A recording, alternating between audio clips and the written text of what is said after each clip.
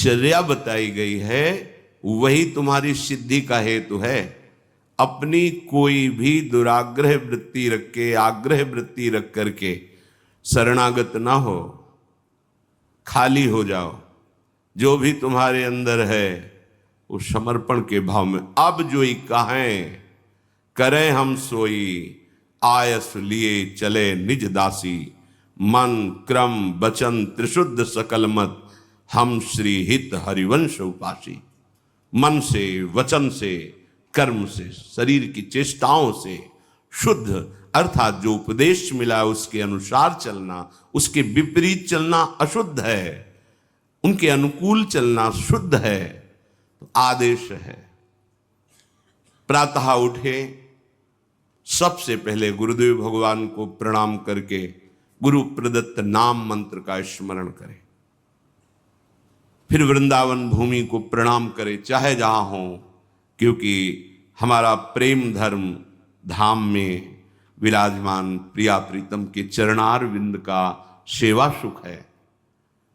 सबसे पहले हम धाम को प्रणाम करते हैं, गुरुदेव के बाद धाम को प्रणाम किया, फिर अपनी दिनचर्या में नाम स्मरण करते हुए लगते हैं।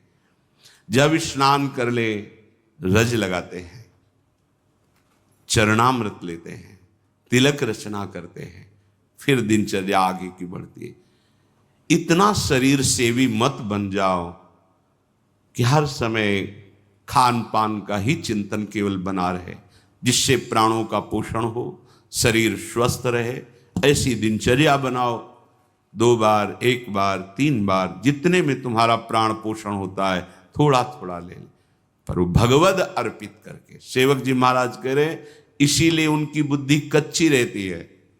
बिना स्नान किए खाना पीना या स्नान करके सीधे केवल भोजन अर्पित करने की बात ही नहीं मन में आई। बहुत ध्यान देने योग्य, ये कच्चाई दूर हो जाएगी। अनहाई अनर्पित जाए गटकत, अगर बिना प्रभु को अर्पित किए हुए पा रहे हो तो तुम कैसे वैष्णव हो, कैसे शरणागत हो? वही तुम्हारे को बंधन में बांध देगा, अर्थात तुम्हारी बुद्धि में वही स्फुरणा होगी जो मायाकृत भोगों में आकर्षण पैदा करके तुम्हारे हृदय में तृष्णा कामना की आग लगा देगी। अगर भगवद अर्पित प्रसाद है तो इन वासनाओं को नष्ट करता है।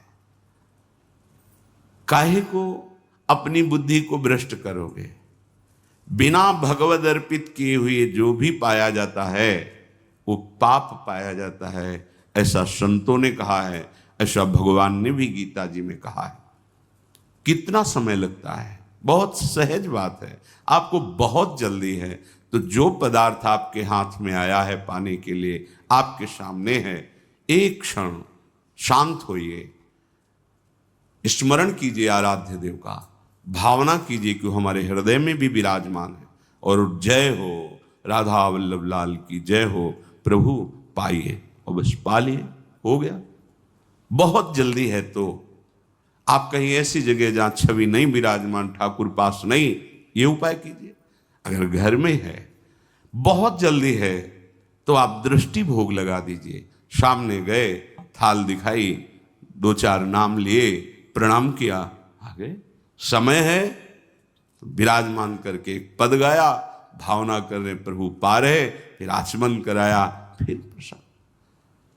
आपका जीवन भगवत समर्पित जीवन, शरणागत जीवन। फिर आप मनमानी आचरण कैसे?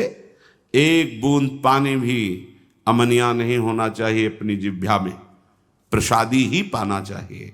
जल भी पाना है तो पहले लिया, राधा वल्लभ लाल की जय, अर्पित किया, फिर पिया। आस करें विषयीन के आगे, जो देखे में जोरत हाथ लटक कर। विषयी पुरुषों के आगे हाथ जोड़ते हुए, हाथ लटकाते हुए देखने को मिला। सेवक जी महाराज कह रहे, महालक्ष्मी जिनके चरणों को निरंतर सहलाती रहती हैं, चरण चापती रहती हैं, और भगवान अपने चिंतन में निमग्न रहते हैं, उधर दृष्टिपात भी नहीं करते, ऐसे प्रभु के दास कहलाकर आप अन्य विषयी पुरुषों के आगे हाथ फैलाएं?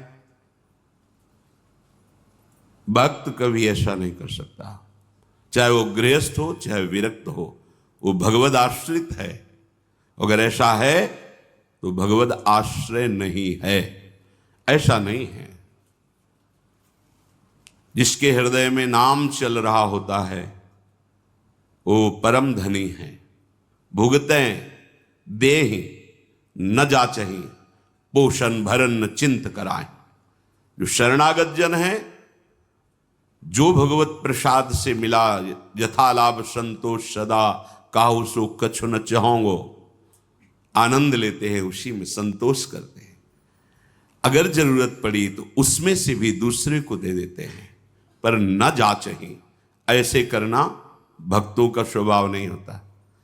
ऐसे करने का मतलब है स्वामी को पहचाना नहीं। जिनकी तुम शरण में हुए उनको तुमने माना नहीं, ऐसी जरूरत ही नहीं पड़ती।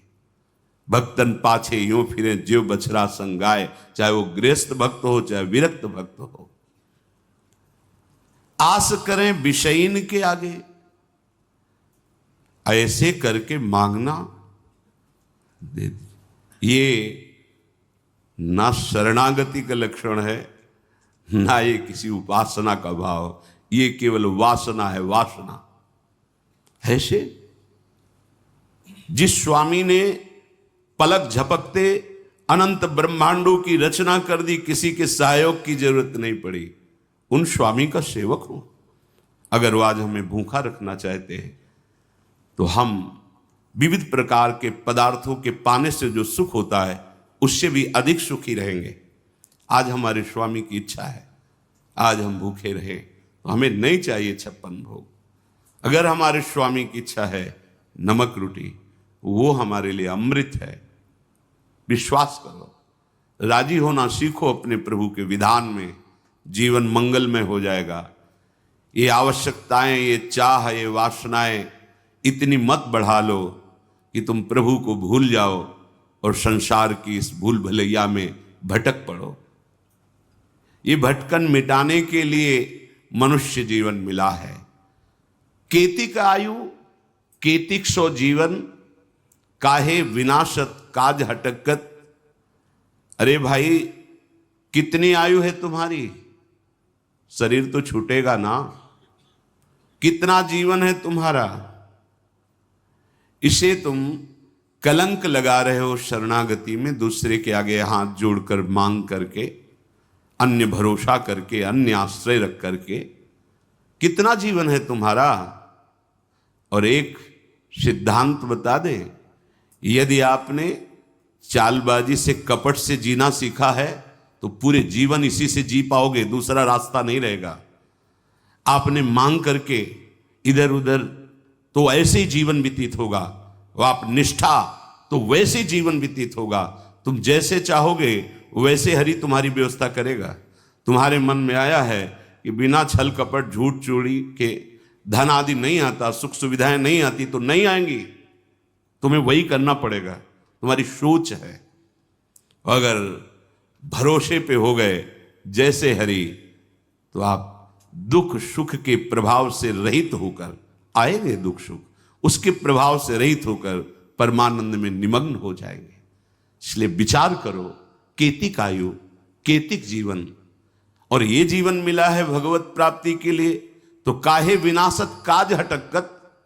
जो आपका प्रधान कार्य है भगवत आश्रय, भगवत प्रेम, क्यों उसका विनाश कर रहे हो? उस आश्रय का नाश क्यों कर रहे हो? किसी व्यक्ति के आगे हाथ जोड़कर वासनाओं की पूर्ति के लिए नहीं। भगवत भाव से तो सबको प्रणाम है, लेकिन आस रखकर, आस करें विषयीन के आगे।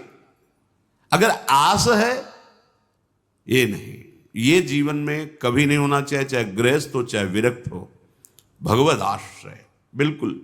ये कच्चाई अगर नहीं छोड़ोगे तो आपको भगवदानंद का अनुभव नहीं होगा, और लगेगा कि कहते भी कि 20 साल से मंत्र जप रहे, 20 साल से शरणागत है, चलनी में गैया दू है और दोष दैव को दे।